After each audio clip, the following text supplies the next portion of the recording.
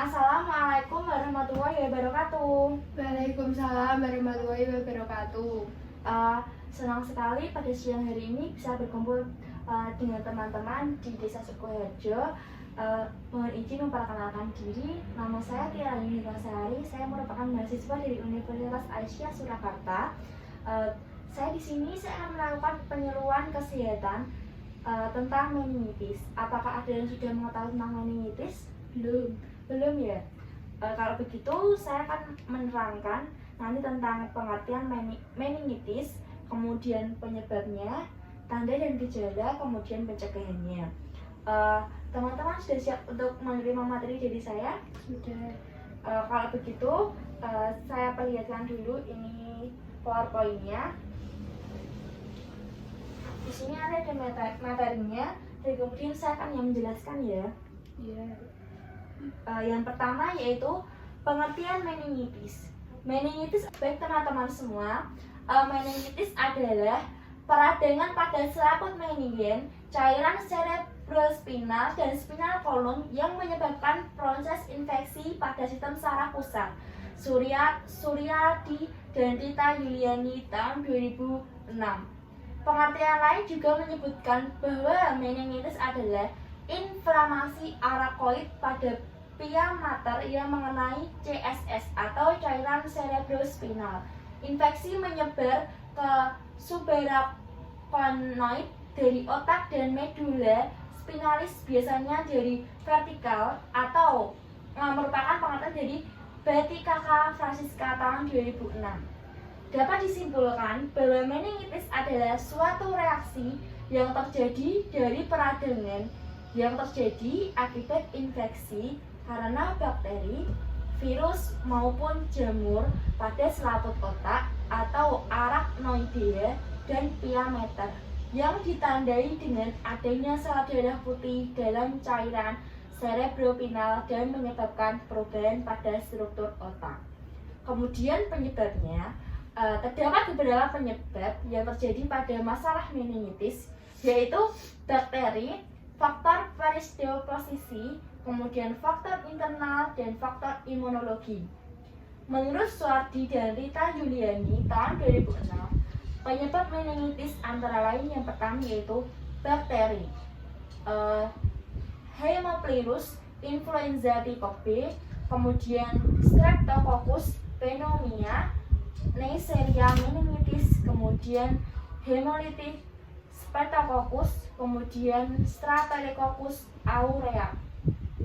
Kemudian faktor predisposisi yaitu jenis kelamin laki-laki lebih sering dibandingkan dengan wanita. Jadi untuk meningitis itu faktornya lebih ke dominan ke laki-laki ketimbang ke wanita. Kemudian faktor maternal, ruptur membranel fetal dan infeksi maternal pada minggu terakhir kehamilan.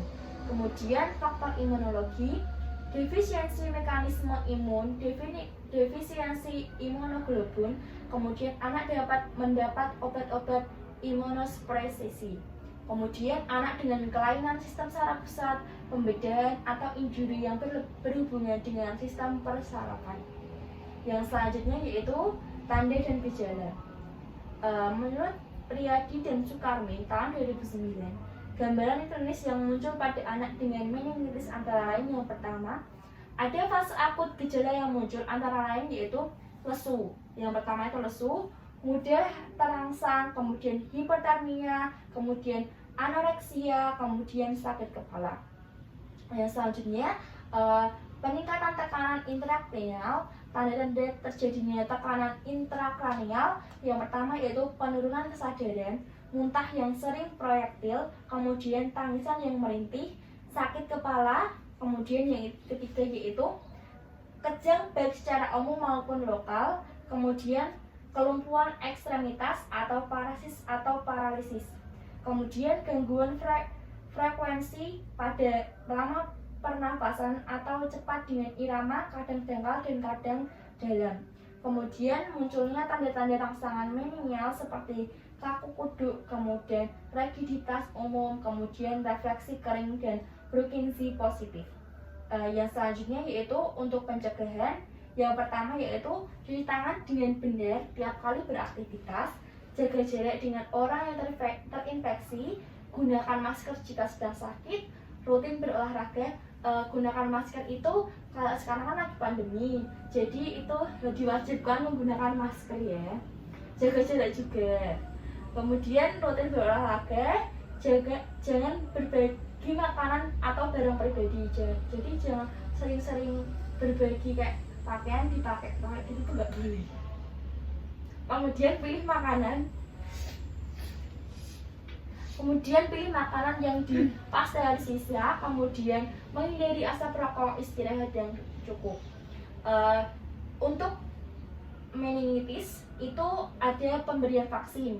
Pemberian vaksin bertujuan agar melindungi pasien dari penyebab seperti bakteri atau virus.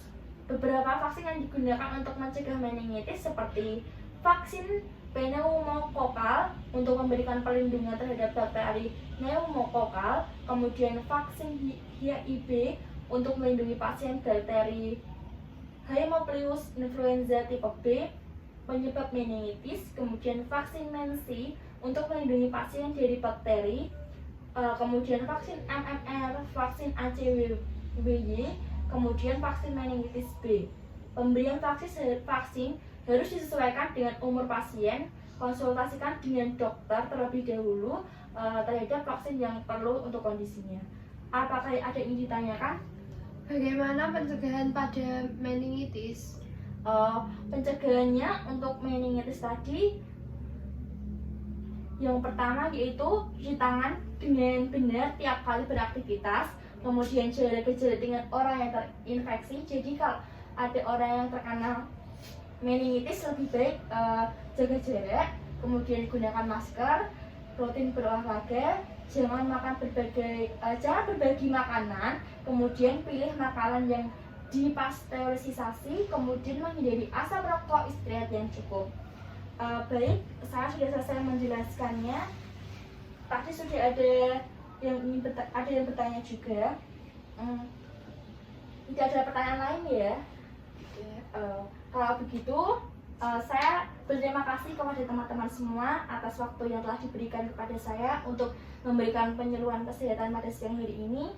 Semoga penyuluhan ini bermanfaat untuk teman-teman dan bermanfaat juga untuk saya. Saya mohon maaf jika saya banyak salah kata. Assalamualaikum warahmatullahi wabarakatuh. Waalaikumsalam warahmatullahi wabarakatuh.